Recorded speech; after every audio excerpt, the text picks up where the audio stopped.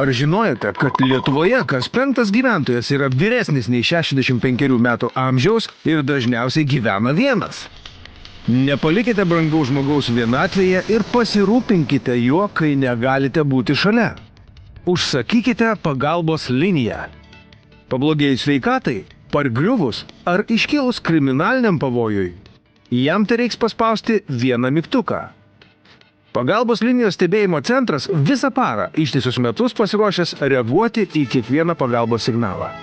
Iš anksto žinodami, kaip tiksliai pasiekti jūsų artimąjį, turėdami informaciją apie jo negalavimus ar specialiuosius poreikius, galėsime padėti kur kas greičiau ir kokybiškiau.